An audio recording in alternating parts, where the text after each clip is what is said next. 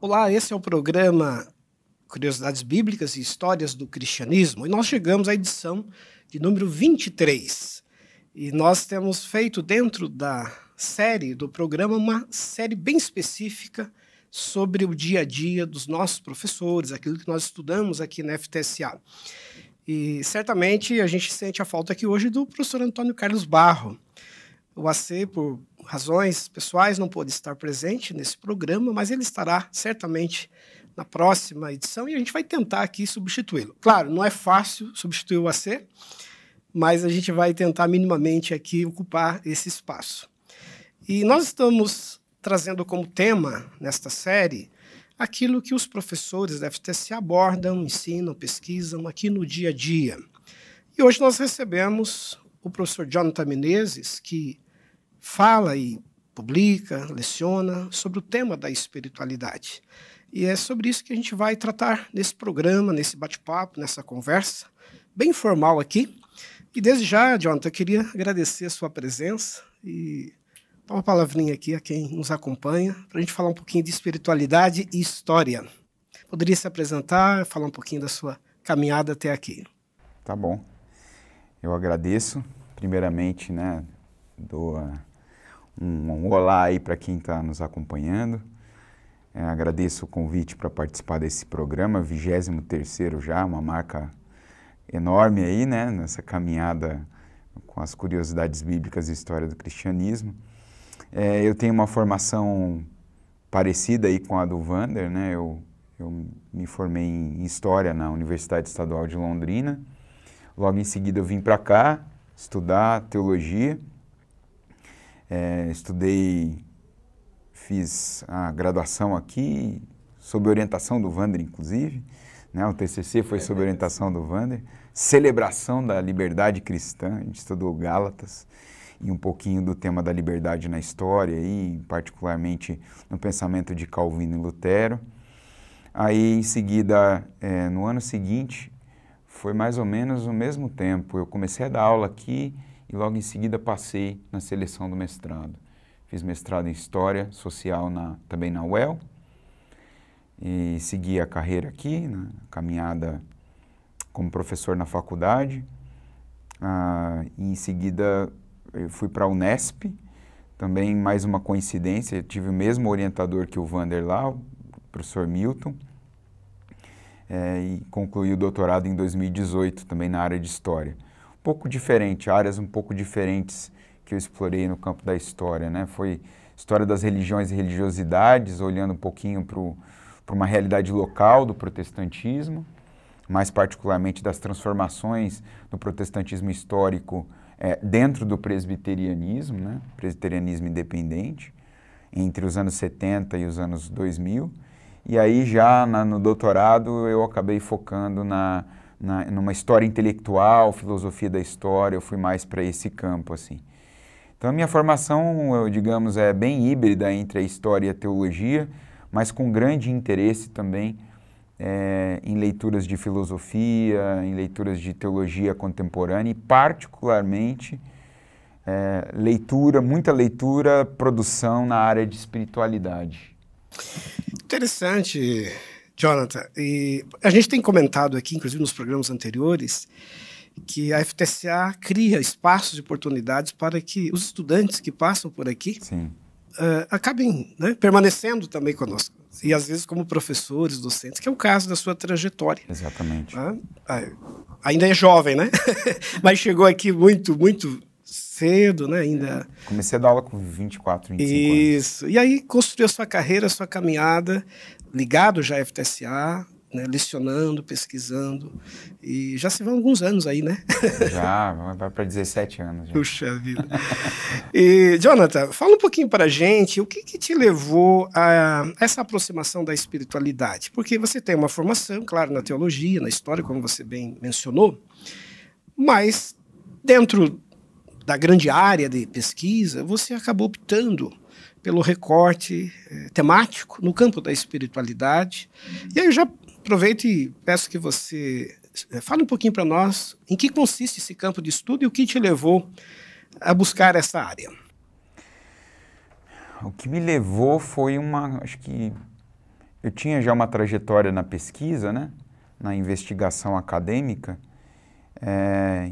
e alguns interesses e curiosidades voltados para essa parte. Eu creio que uma trajetória pessoal ela foi muito marcante para que eu também convergisse os meus escritos e mesmo viesse a lecionar na área, né, de espiritualidade. Lendo particularmente, né, os alunos que passam por aqui, que fazem graduação em teologia presencial ou online, sabem que eventualmente eu vou falar sobre esse autor, né, um teólogo católico chamado Henry Nouwen, que teve uma grande, cujos escritos teve uma grande aceitação, digamos assim, ecumênica, né? Foi um autor muito lido, tanto por cristãos católicos quanto por cristãos evangélicos ou protestantes, dado o caráter cristocêntrico dos seus escritos, assim. Então, foi assim que eu me tornei familiarizado com a obra dele, ainda como estudante de história e depois de teologia.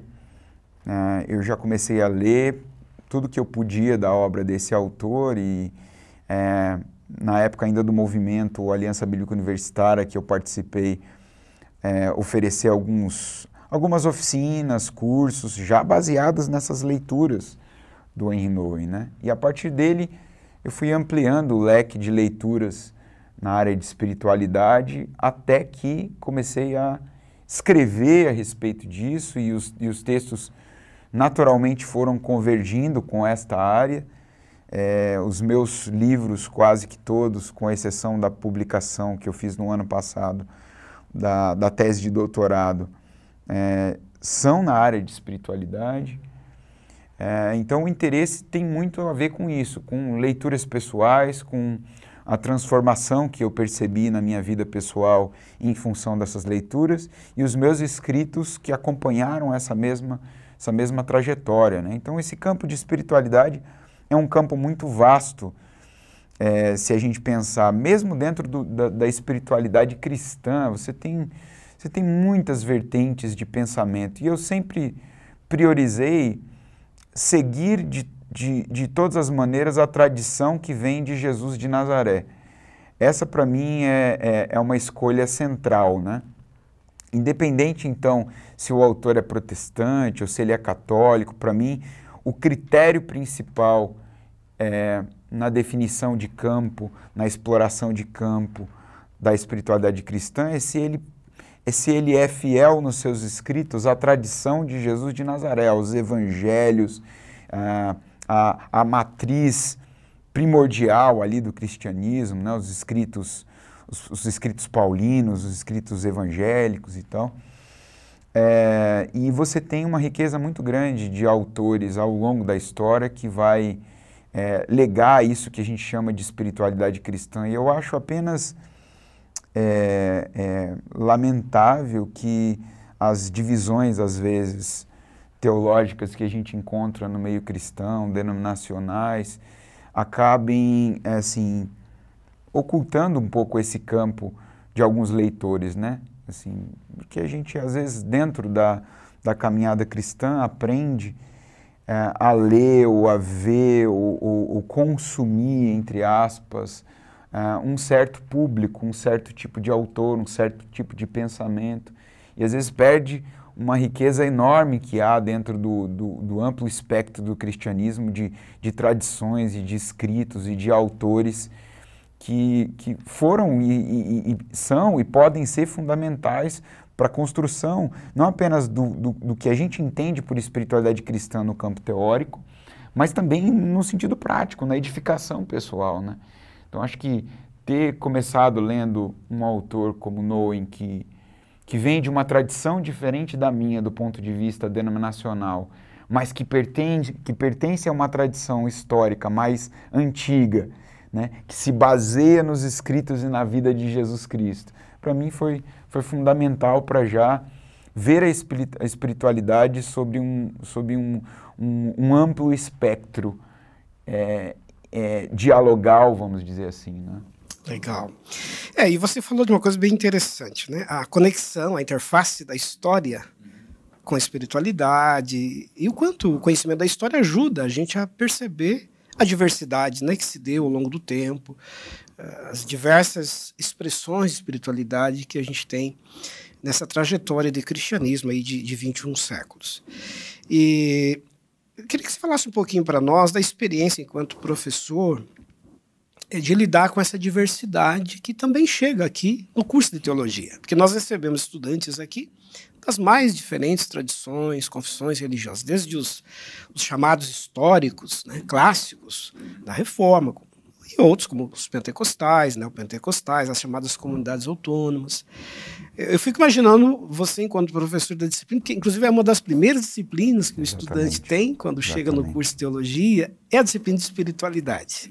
Então fala um pouquinho para a gente desse desafio de lidar com essas expectativas, com todo esse cenário plural, diverso, o modo como a FTSA também busca tratar de forma respeitosa essa diversidade, e o quanto a história ajuda a construir essa compreensão mais respeitosa. Se você pudesse falar um pouquinho da sua experiência enquanto professor pesquisador nessa área. É importante ressaltar que a nossa história, como faculdade, sempre teve ligada assim, ao fenômeno que a gente chama de interdenominacional, né? Então, cada professor, professora tem a sua própria confissão de fé, né? Tem a sua própria experiência de vida com Deus e fazendo parte de uma tradição. Mas nós somos uma faculdade que não tem nenhuma denominação como a base dos nossos ensinamentos, da nossa trajetória, né? Eu diria que o slogan ou a missão da faculdade ela é suficientemente ampla, né? Preparar vidas para servir o reino de Deus, mas ao mesmo tempo ela tem uma matriz e um núcleo muito claros, né? Quem é que primordialmente falou em reino de Deus, senão Jesus? Certo? Então, a gente sempre vai voltar para esse denominador comum. Quando eu olho para a minha formação aqui e para a trajetória como professor, está essencialmente ligado a isso. Então, eventualmente, a gente vai ensinar aqui sobre as diferentes tradições dentro da história do cristianismo, né, Wander? Você que vem lecionando essa disciplina há muito tempo. A gente vai falar de tudo aqui, desde os primórdios da história até os movimentos que dos séculos 17, 18, 19, até chegar no grande século 20, 21, pulverizou, né, assim, num leque de inúmeras possibilidades, né, de leitura teológica da Bíblia, de vivência da fé cristã.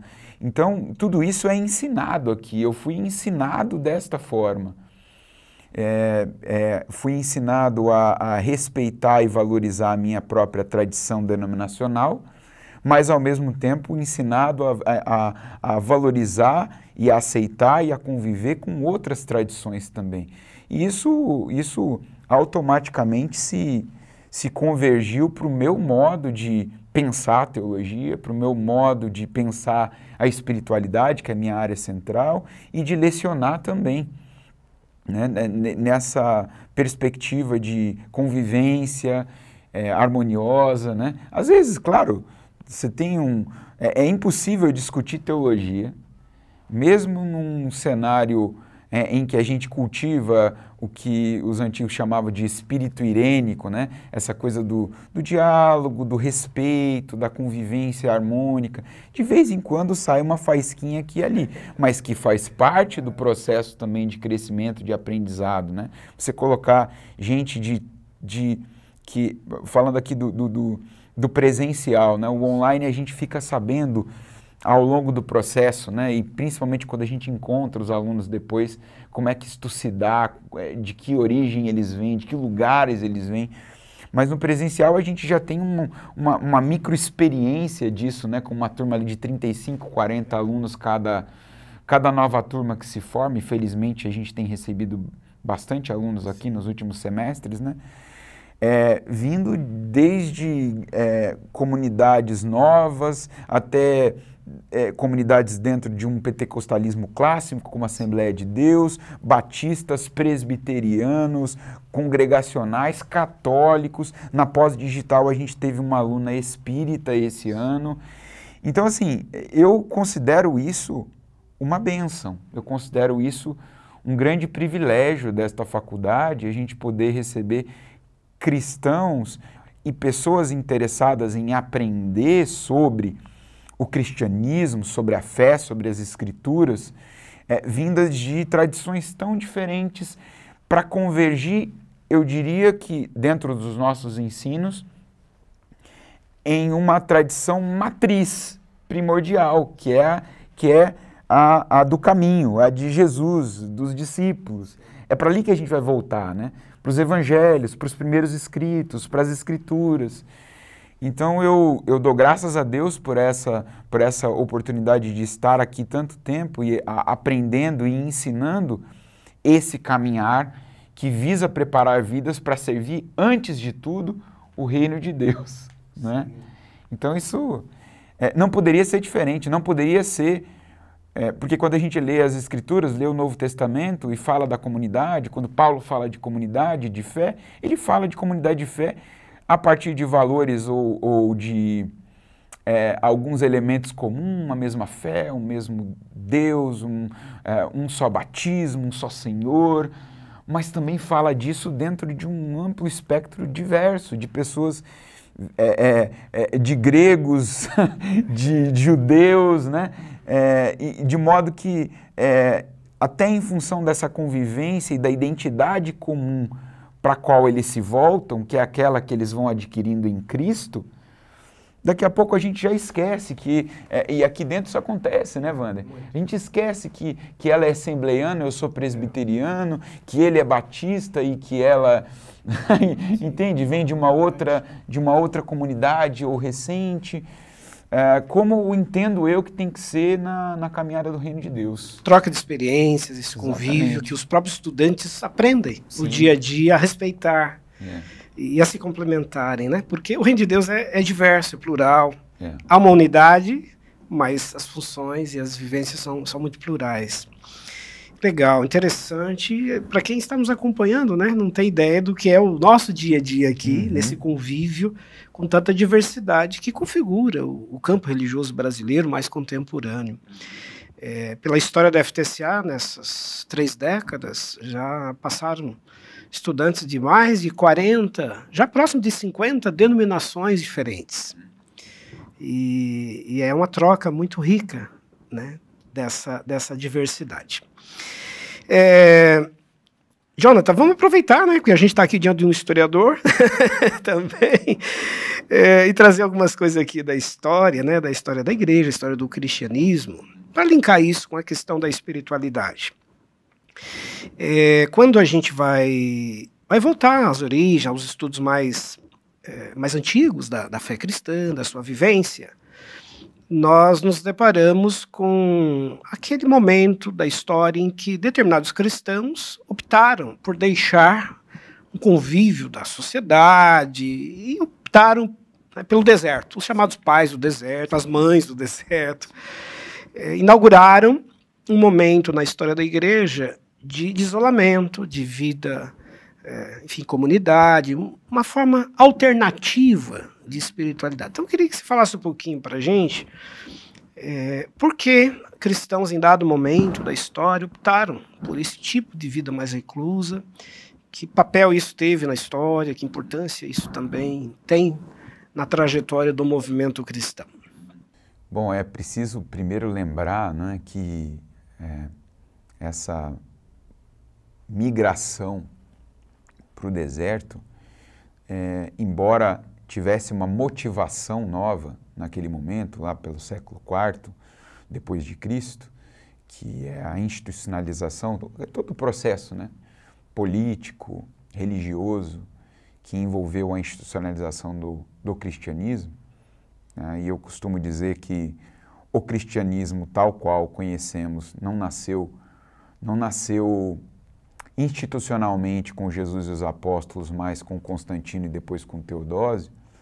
E é importante que, em momentos tão chave da nossa história, como o que estamos vivendo, a esta altura, no século XXI, né, que nós nos recordemos disto. Que a gente volte para as histórias dos evangelhos e se relembre de onde é que a gente veio primordialmente, quais são as nossas raízes primordiais.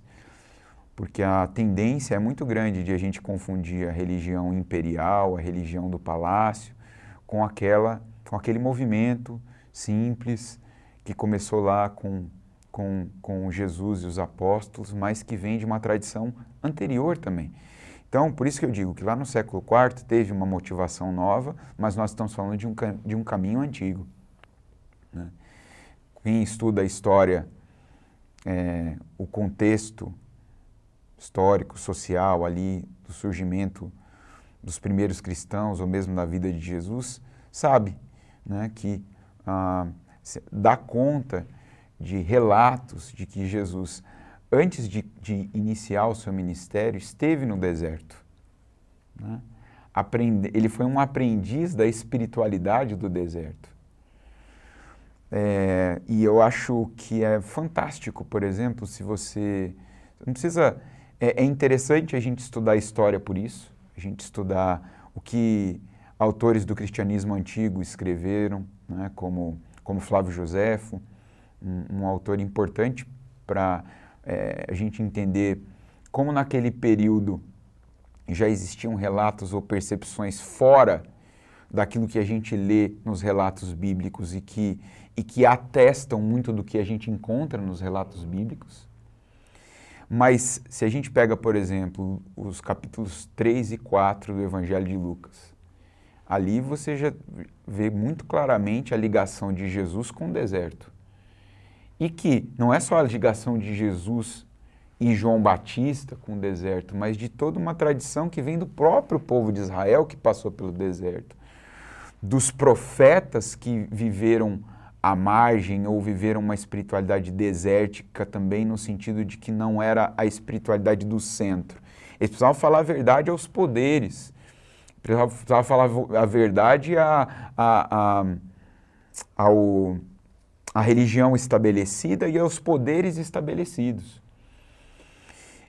E os capítulos 3 e 4 de Lucas, para mim, são centrais porque mostram isso, né? Quando o capítulo 3 começa dizendo assim, quando o poder estava centrado nas mãos de fulano, beltrano, ciclano, aí foi citando, né, a banda da cidade, ele foi citando a turma toda, Herodes, foi citando o próprio César, foi citando Pilatos, Anás e Caifás, e foi dando quadro de quem tinha o poder naquele momento.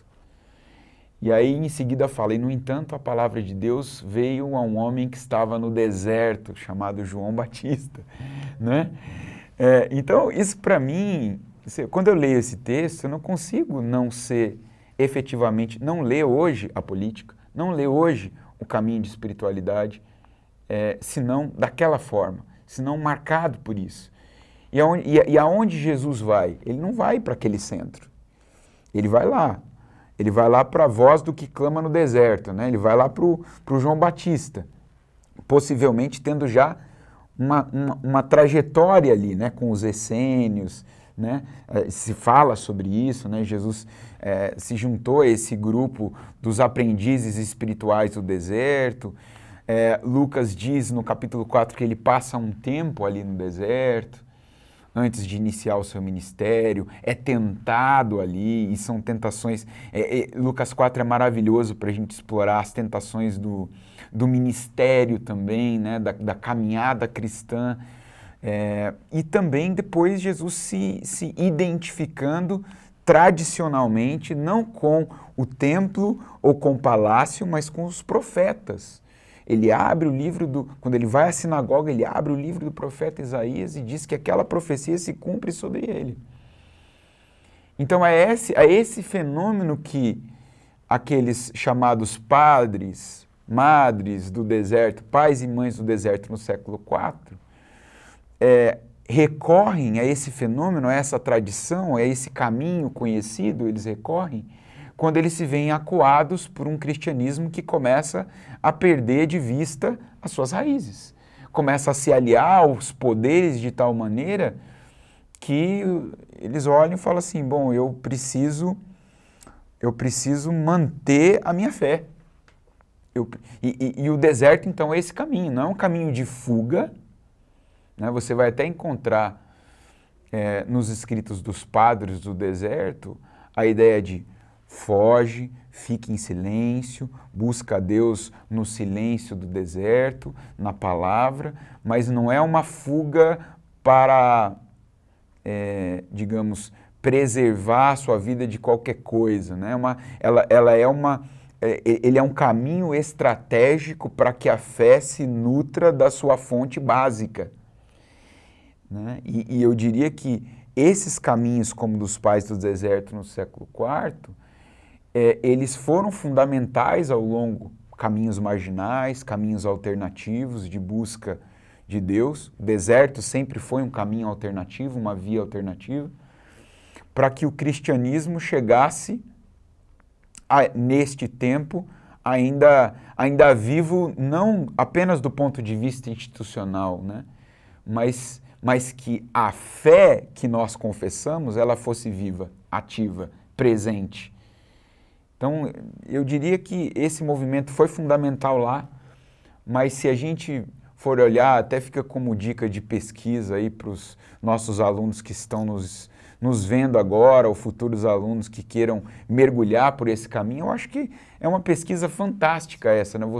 Você olhar para o cristianismo a partir dos movimentos emergentes, os movimentos marginais, e que eu diria foram colunas, foram pilares para não apenas que a nossa fé essencial no Cristo se mantivesse, mas também o próprio cristianismo não desmoronasse completamente enquanto raiz em um movimento propriamente político, institucional. Riquíssimo isso, John, que você está trazendo para a gente, e quebra, né, uma visão, às vezes, preconceituosa que a gente tem de que os monges, os que foram para o deserto, se isolaram, se alienaram de tudo. Uhum.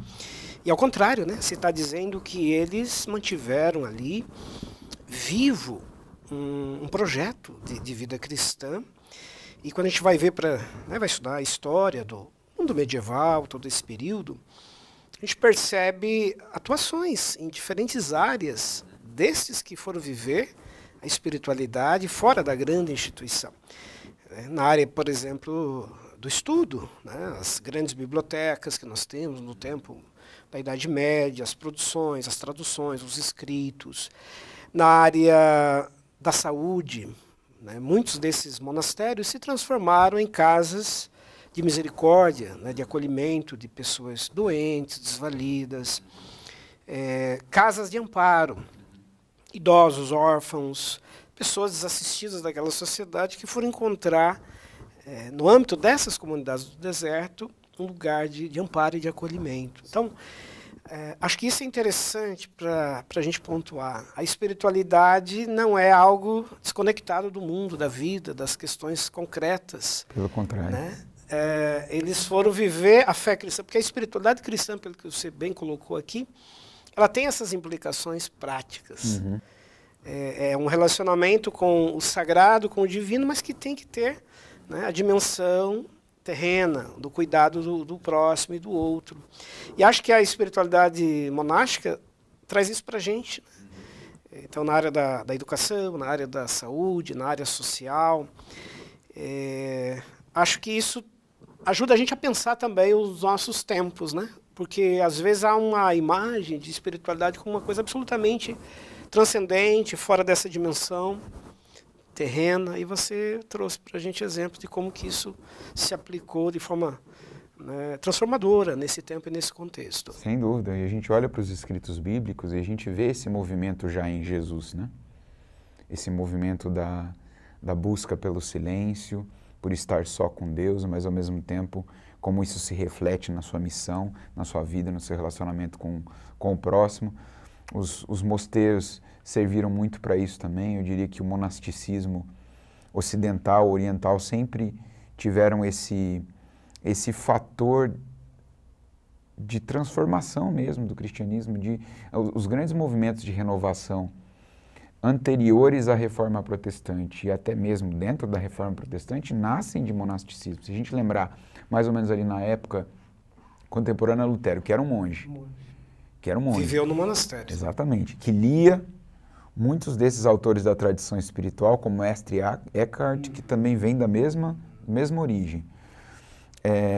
Se a gente pega mais ou menos naquela época de Lutero, você tinha dentro da ordem dos carmelitas 2 autores monges, uma monja e um monge. E aí é radical esse exemplo histórico, porque era a Teresa de Ávila, lá na Espanha, Teresa de Ávila e o seu discípulo João da Cruz.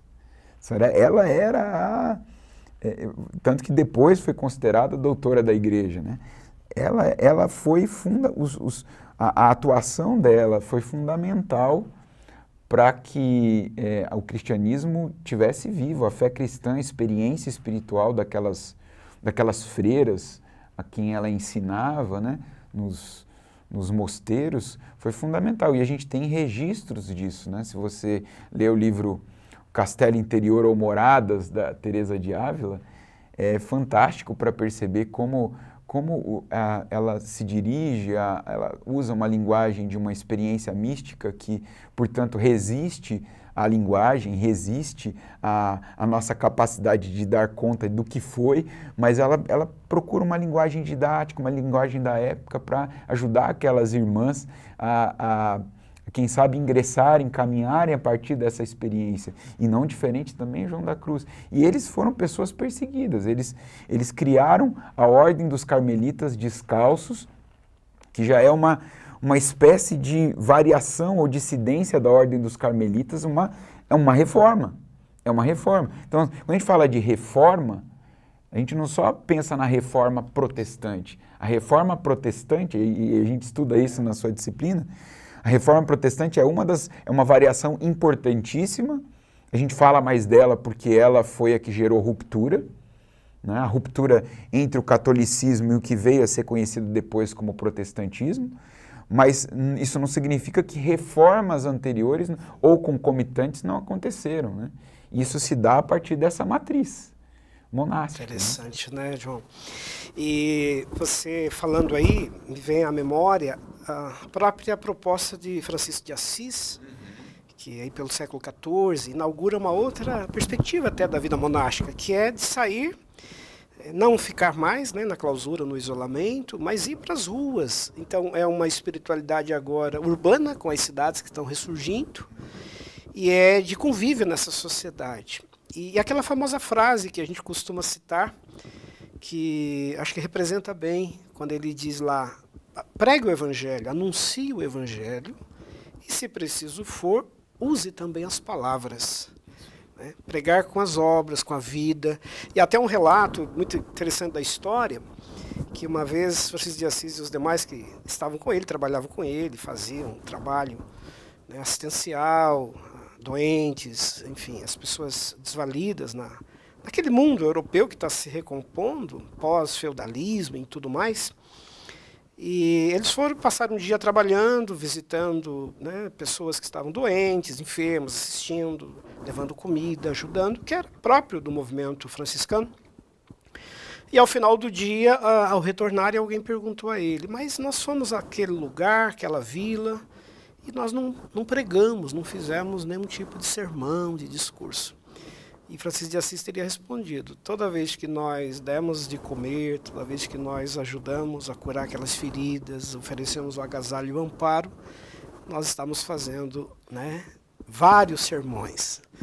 Então, acho que essa é a essência, né, que vem da vida monástica, de uma espiritualidade com implicações muito práticas.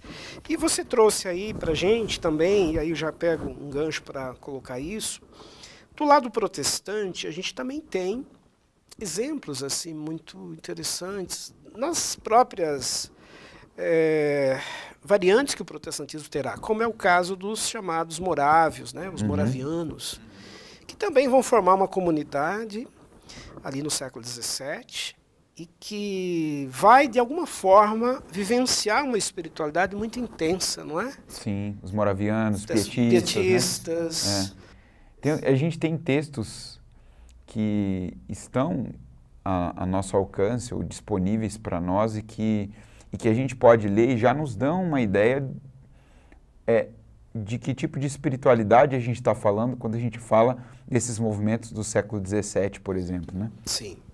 Tem um livro chamado Pia Desideria, né? Que é fantástico ali, você vê aí descrito ali o que se trata da espiritualidade pietista, né? Essa coisa de buscar a Deus através da oração, a oração e a palavra, a íntima relação com Deus através da oração e da palavra, que são coisas que até hoje fazem parte da nossa espiritualidade, do nosso dia a dia cristão, independente se... Eu diria que principalmente no ramo protestante, né?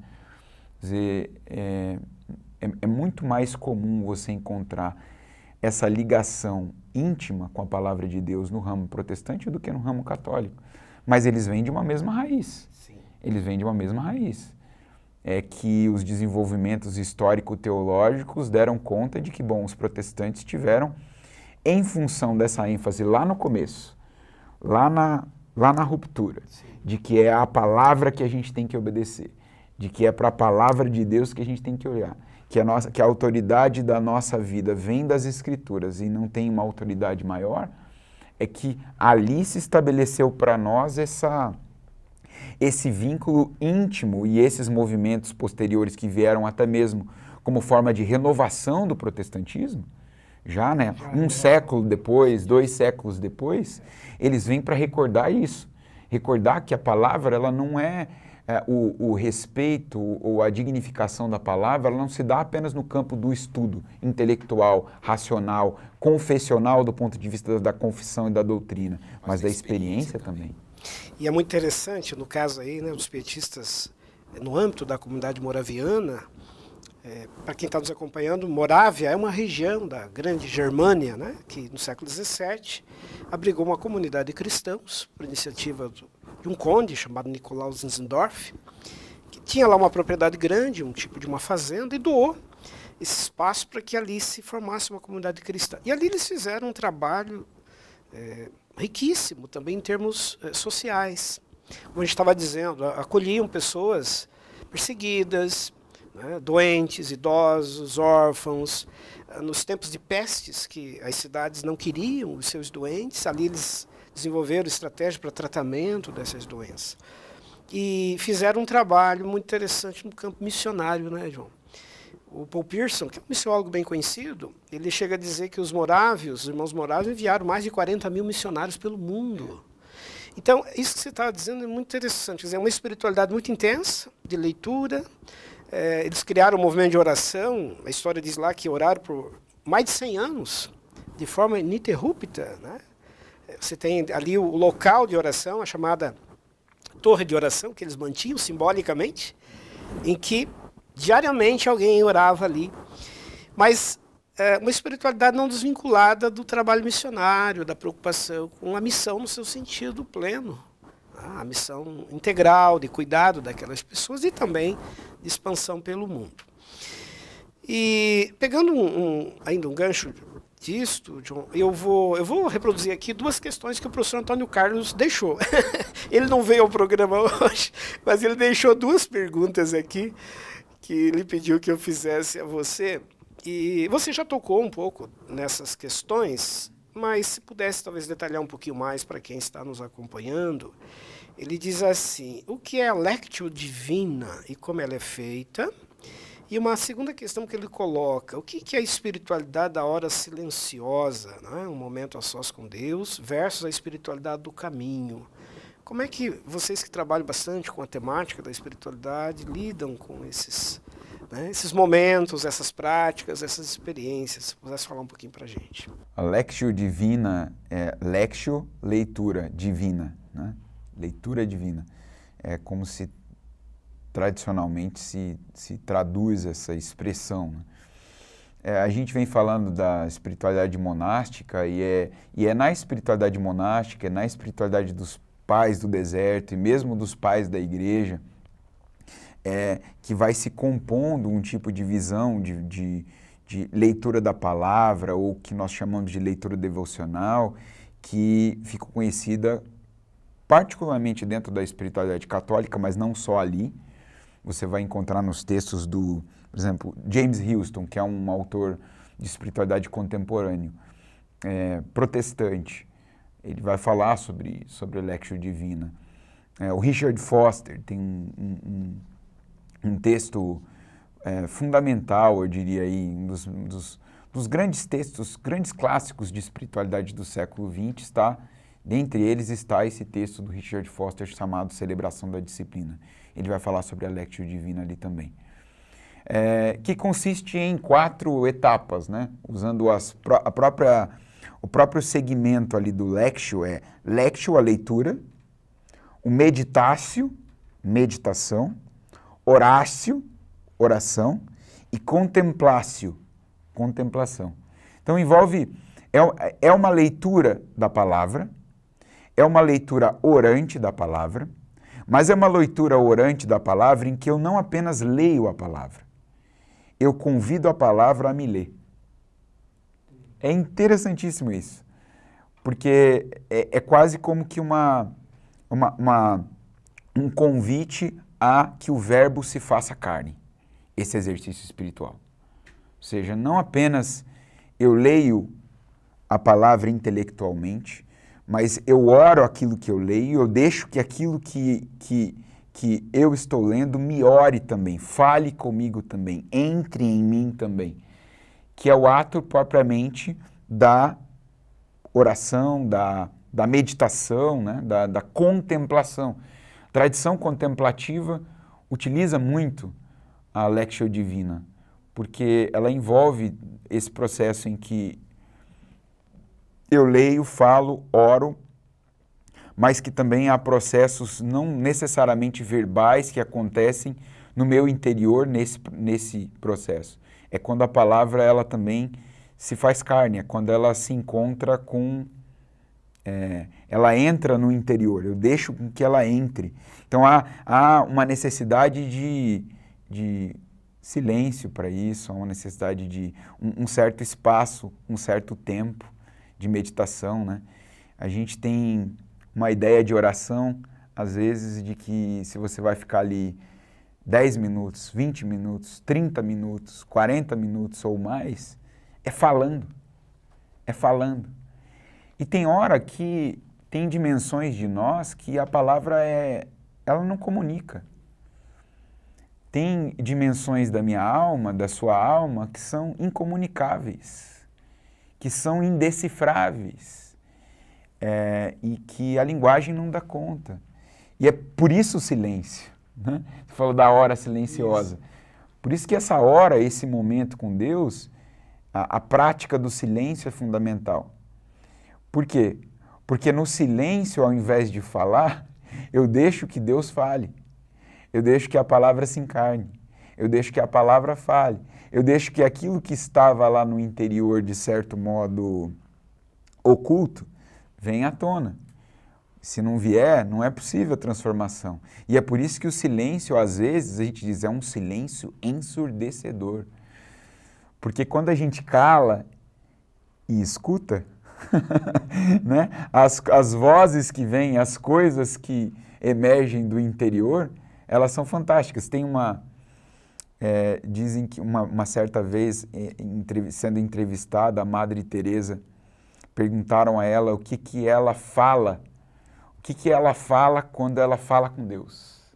Aí ela disse, eu não falo nada, eu só escuto. E o que Deus fala com a senhora? Ele não fala nada, ele só escuta. Então a oração, no fundo, é uma grande escutativa. Você fala, mas eu não tenho palavras. Tem vezes em que eu vou orar e eu não sei o que dizer. Acho que às vezes o nosso modus operandi da fé atrapalha, porque quem é que disse que em oração eu tenho que dizer alguma coisa? Nem sempre eu tenho que dizer algo, nem sempre há nada para se dizer. O apóstolo Paulo, em Romanos 8, usa uma imagem maravilhosa para isso, né? Que ele fala assim, o que a gente vai dizer diante dessas coisas? Ele começa a falar de coisas maravilhosas, o que eu posso falar? Às vezes a palavra me falta, às vezes o que eu tenho dentro de mim são só gemidos. E o grande lance que ele coloca ali é que o Espírito Santo vem e pega esses gemidos, essa palavra que não sai, essa palavra muda, e ele leva a Deus como gemidos inexprimíveis, né? Então, às vezes, parece que a nossa oração está morta porque não tem palavras, mas não a do Espírito em nós. Isso eu estou aqui literalmente citando um diário do Henry Nouwen. Não, às vezes a minha oração, ele fala, às vezes a minha oração está morta, parece que está morta como uma pedra, mas não a do Espírito em mim. O Espírito ora em mim, o Espírito ora por mim, o Espírito traduz aquilo que eu não consigo dizer. E mesmo aquilo que eu digo e não digo de uma maneira adequada, né? Ele fala, a gente não sabe como orar. E há uma interligação muito grande desse momento, dessa hora, dessa vida, né? Porque a vida de oração ela não é feita de momentos devocionais, ela é uma vida, eu costumo dizer na minha comunidade, quando incentivo as pessoas a orar por determinadas razões, que a gente carregue aqueles motivos e aquelas pessoas no coração. Porque é isso, a gente está em trânsito, eu vim de casa para aqui, para a gente gravar esse programa, daqui a gente tem reunião à tarde, o nosso dia é corrido dessa maneira. Nem sempre nós temos o devido tempo, essa hora ou 2 horas, mas a gente pode carregar os motivos e as pessoas no coração. A oração do coração, ela é fundamental também. E isso na vida ativa. Isso interfere diretamente no modo como eu me relaciono com as outras pessoas. Na espiritualidade do caminho. Não há uma outra espiritualidade que não seja a do caminho, a da caminhada. Porque eu não paro, eu estou vivendo. O grande lance é como incorporar, então, essa hora silenciosa, esse momento ou esses momentos, ou o meu respirar no compasso do respirar divino. É o Espírito de Deus sendo convidado conscientemente a fazer parte dos meus atos, do meu dia a dia. Isso é a espiritualidade do caminho. E é por isso que é fantástico o exemplo que você deu do Francisco de Assis, porque isso é radicalmente evangélico. Radicalmente evangélico. Às vezes, foi importante a gente citar esses exemplos também, Wander, porque eu tenho até condições de dizer isso para os nossos estudantes que estão assistindo e para outros que podem se tornar nossos estudantes. Por que a gente volta? Eles têm a ideia de que monge, monja, monastério é coisa só do catolicismo. Mas eles já existiam antes que o catolicismo, o protestantismo, essa divisão existisse. Eles fazem parte da nossa tradição, fazem parte da nossa história. São princípios. São princípios. E o que a gente tem que usar como critério para aquilo que a gente vai ler e do que a gente vai beber é: Cristo é o centro? Cristo é o centro? O Evangelho é o centro? Então pronto. Muito bom, riquíssimo isso, John. E o nosso tempo passa muito rápido, né? Nós já estamos caminhando aqui para o final, mas eu tenho ainda pelo menos 2 questões aqui que não posso deixar de fazê-las. A primeira é que você falasse um pouquinho para nós dos temas emergentes, né? Daquilo que a própria espiritualidade hoje vem né? Trazendo para novas reflexões. O mundo contemporâneo, com toda essa complexidade, e também o quanto a teologia, e particularmente aí no subcampo da espiritualidade, busca diálogos com outras áreas, né? Ou a psicologia, outras áreas, enfim. Que você falasse um pouquinho para nós desses novos espaços em que a espiritualidade se faz presente hoje, transcendendo as próprias cercanias do que é eclesiástico, às vezes, né? Sim, do que é o espaço da religião. Religião, sim. Essa mas começar a responder a tua pergunta com essa distinção. Os movimentos religiosos, por assim dizer, as religiões constituídas, elas, antes de serem constituídas como tais, elas nascem de uma experiência. Experiência de um povo, uma experiência comunitária, experiência de indivíduos que andaram com Deus, que aprenderam de Deus que falaram e viveram a partir dessa experiência. Então, eu diria que a espiritualidade, tal como um caminho, uma vivência, uma experiência, ela é anterior à religião constituída. E ela é o que mantém lá na raiz, lá na base, essas religiões. O que acontece é que, ao longo do tempo, as religiões elas vão, por meio do instituído, do ritualizado, do que é verbalizado, do que é contratual dentro de uma instituição religiosa, ou seja, a gente crê de certo modo, a gente congrega de certo modo, a gente cultua de certo modo, é que você tenta, usando aqui uma linguagem do Roger Bastide, domesticar o sagrado, domesticar o vento, que sopra onde quer, que, né, segundo João, na vida de um espírito, que somos nós. Nós somos, o Teilhard de Chardin dizia que nós não somos seres humanos tendo uma vida espiritual, nós somos seres espirituais tendo uma vida humana. Então, o espírito que habita em mim, que se move em mim, que se move além de mim, me leva a um caminhar espiritual. Então, naturalmente, por esta razão, a espiritualidade é um tema muito mais aberto do que é, muitas vezes, a religião, para o diálogo, para interfaces, para conversas. De modo que hoje a gente pode falar de espiritualidades. É claro que aqui a gente foca principalmente na espiritualidade cristã. Mas não é porque a gente foca na espiritualidade cristã, ou seja, ela é a nossa base, Cristo, o Evangelho, esses movimentos, né, que fazem parte da nossa tradição, são a nossa base, que nós estamos fechados neles. Então, não é porque eu estou fechado com Cristo que Cristo me coloca dentro de uma caixa. Não. O Evangelho é a abertura para o mundo. Se Cristo é o centro, ele é o centro de todo o universo. E esse universo é grande. E há muitas línguas, e há muitos dialetos, e há muitas vertentes, e há muitas possibilidades de diálogo. Então, eu vejo que a espiritualidade abre, de fato, ela abre, ela não fecha, ela abre diálogos.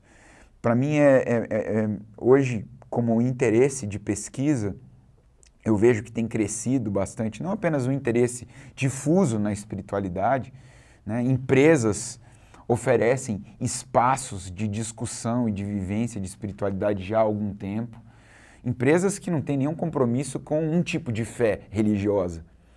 Então, hoje, já não é mais nenhum impeditivo, por exemplo, que pessoas que sequer creiam num Deus, um Deus monoteísta, um Deus islâmico, um Deus cristão, tenham uma espiritualidade. Nós temos escritos já de algumas décadas, especialmente nos últimos 20 anos, de ateístas, filósofos ateístas, falando de espiritualidade.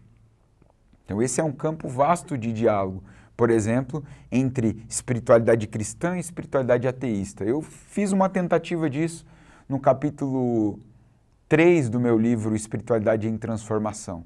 Ver que interfaces ali, sobre que tipo de espiritualidade que esses autores estão falando quando eles falam de espiritualidade e de que modo ela conversa com o que nós falamos quando nós falamos em espiritualidade. O campo da espiritualidade da saúde, por exemplo, saúde mental. A gente teve este ano aqui, está disponível no YouTube também, um seminário temático sobre espiritualidade e saúde mental. Então esse seminário já foi para nós, bem como o minicurso que eu ministrei aqui esse ano, na Semana de Estudos, sobre primeiras aproximações entre espiritualidade e psicanálise, que é um campo de interesse meu atual. Que há um vasto campo para a gente dialogar entre a espiritualidade que tem num dos seus vórtices a transformação do sujeito, do indivíduo, da pessoa, em pessoa humana, no campo da saúde. Né? Que você está buscando, o que a saúde tem? É a saúde mental, é a saúde do corpo, é a saúde integral. É a saúde integral, tem tudo a ver com espiritualidade. A gente já não diz mais, nos dias de hoje, que espiritualidade tem a ver só com... Só pega aquela definição do Teilhard de Chardin. Nós somos seres espirituais tendo uma experiência humana. Então a espiritualidade ela tem a ver com ser humano, ser gente, né? Ser um tipo de gente. E se você olhar só para, mas eu não quero abrir demais o meu leque, eu não quero conversar com ateu, eu não quero olhar para o campo da saúde, eu não quero ir para a psicanálise, tá bom, fica só com Jesus então. Fica só com Jesus então. O que Jesus nos ensinou foi exatamente um novo modo de ser humano. É por isso que Paulo vai, inclusive, usar a expressão nova humanidade. Não é nova angelicalidade, é nova humanidade. É aprender a ser humano de novo. Aprender a ser humano de novo. Então, por que dentro dessa tarefa que Cristo nos colocou, que o Novo Testamento nos coloca, de aprender a ser humano de novo, ou seja, o que eu entendo é, qualquer caminho, seja ele de interface, de pesquisa e de diálogo, que me instrua, que me ajude a ser humano de novo, é um caminho possível de diálogo no campo da espiritualidade. Então a saúde hoje eu diria que será nos próximos anos, pós-pandemia, pós-eleições de 2022 e toda essa loucura que a gente está vivendo como sociedades, eu diria que é um campo promissor aí de diálogo para a espiritualidade, mas não diferente também a política. Não diferente também a política. Envolve a todos. Envolve diferentes setores, áreas, né? E, John, já para terminar, né? O nosso tempo está acabando ali. Uma última questão que eu queria, então, deixar, e aí você poderia compartilhar com quem nos acompanha, a importância da espiritualidade para a formação do líder, que vai lidar também no dia a dia com as tensões, com enfim, determinadas exigências. Em que sentido estou dizendo? Você tem um livro com um título muito instigante, né? Humanos, graças a Deus. Né? Esse lado da humanidade, do líder, da pessoa. Como que no curso de teologia, esse futuro líder aprende a lidar também com seus limites, com a sua humanidade? Porque há lá fora, às vezes, uma expectativa para um pastor, para o líder que se forma no curso de teologia, de que ele terá um estereótipo, né? Ele terá um papel já formatado, que ele deve cumprir. Isso, muitas vezes, impõe cobranças, exigências que extrapolam esse lado humano, né? Do ser humano. Então, eu queria deixar uma palavrinha nesse sentido para aqueles que vêm estudar conosco, que já estão estudando, que são líderes, futuros líderes, desse lado da espiritualidade aí, que parte, inclusive, do seu livro. Você até poderia falar um pouquinho aí do seu livro com esse título também, para a gente fechar. Boa, Wander. Obrigado pela referência, me permite fazer um jabá. Né? De fato, quando eu reuni lá pela primeira vez em 2012, 13, depois a segunda vez na segunda edição em 2017, desse livro, Humanos, Graças a Deus, os Escritos, eu percebia que havia ali um cantus firmus, um clamor, uma espécie de protesto, um clamor, um protesto e, ao mesmo tempo, uma celebração. Acho que essas três coisas aí. Né? Nós somos humanos. Nós somos humanos. E é interessante que isso não é apenas um slogan. Eu percebo que é uma constante na minha própria vida. Eu me lembro já como ser humano que vive, que é pai, que tem esposa, que tem vida, mas também é professor, tem uma comunidade a cuidar e, portanto, tem uma história, né?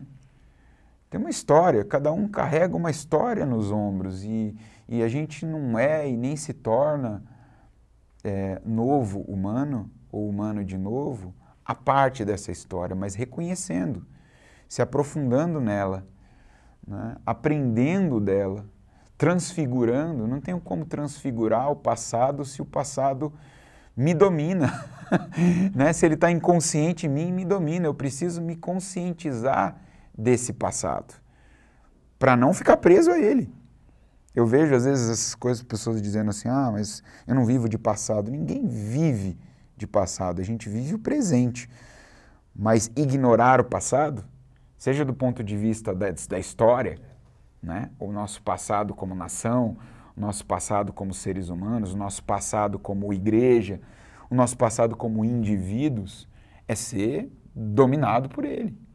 É ser dominado pelas forças que nos regem e que estão ao nosso redor nesse presente. Precisa se conscientizar dele, se conscientizar. Isso é fundamental para qualquer ser humano e não diferente para os líderes. Então eu me recordo de, mais do que uma vez, de ouvir de um médico como paciente ou de uma terapeuta dizendo: Jonathan, você é só humano. Você é um ser humano. E isso cair como quase como uma nova notícia, realmente, eu sou um ser humano. Por quê? Porque a gente se esquece. A gente tem que performar no mundo da vida, e os líderes mais ainda, né, uma certa espiritualidade, uma certa fachada, uma certa autoridade, que a cultura cria como expectativa em relação a nós e faz com que a gente se esqueça que a gente tem fragilidades, né, que às vezes a gente adoece, que líder também tem depressão, que líder também precisa cuidar da sua alma para poder cuidar dos outros. Então eu diria que é o exercício da espiritualidade nas suas diferentes interfaces e particularmente com a saúde, com a terapia, né? O Silvério vivia falando aqui nos corredores da FTSA: façam terapia, para os líderes principalmente. Eu falei para ele esses dias, eu falei: Silvério, eu sou o novo Silvério. Eu é que estou falando isso agora.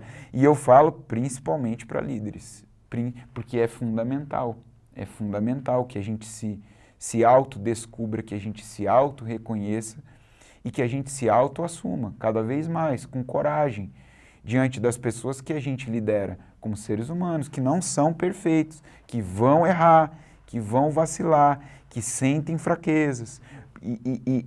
Até para recordar à comunidade que ela não está ali apenas no papel de ser cuidada pelos seus líderes, mas também de cuidar deles. Porque lembra lá de Efésios 4?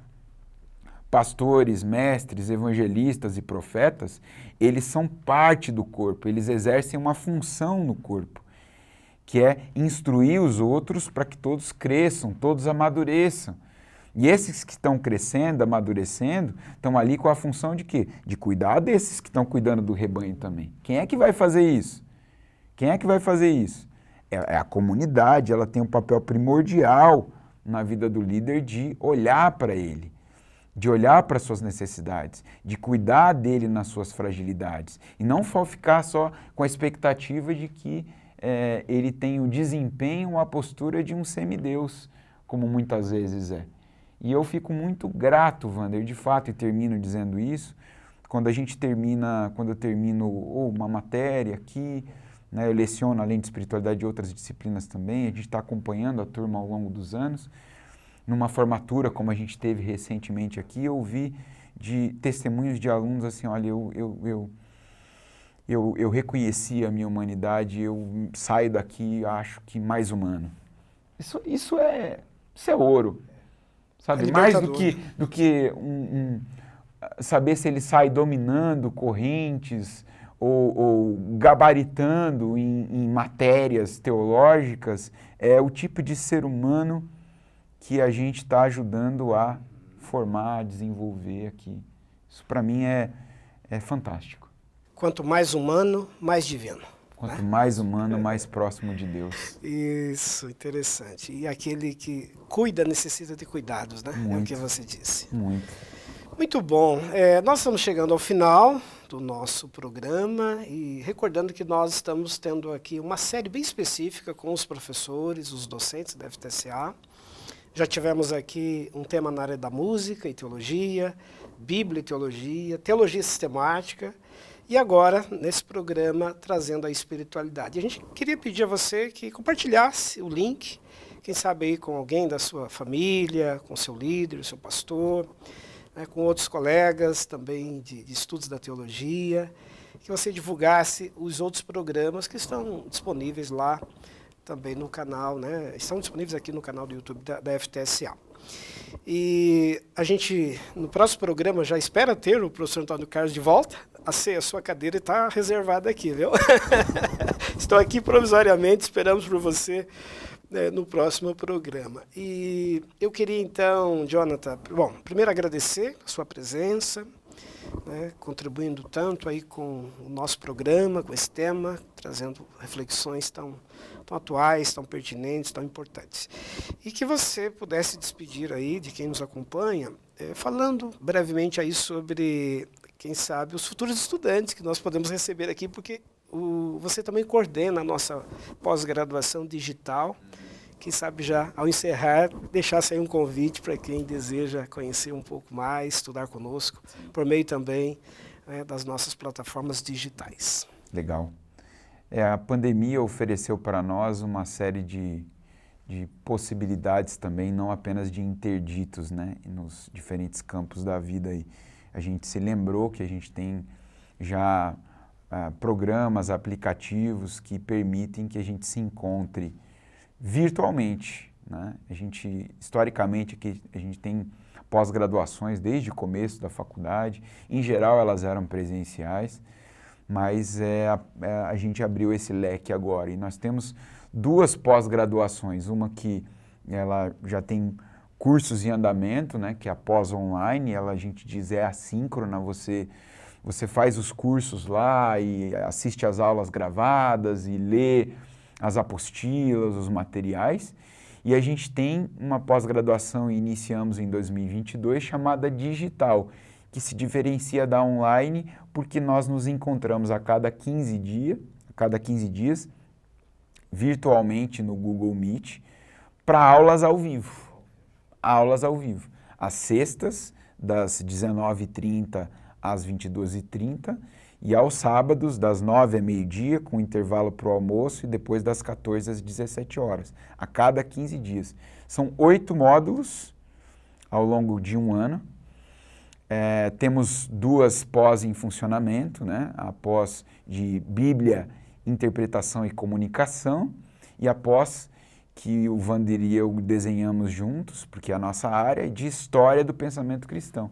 Então, eu posso testemunhar, nós lecionamos nesse curso, eu posso testemunhar assim, que as turmas saíram muito satisfeitas dessa experiência, com muito mais assim, coisas boas para falar do que limitações. As limitações a gente vai corrigir para o ano que vem, mas assim, tem uma turma inclusive que saiu com expectativa de que a gente lance um outro curso, que eu não vou dizer ainda qual é, mas é na área de Novo Testamento, alguma coisa assim, porque eles têm interesse de continuar, não apenas de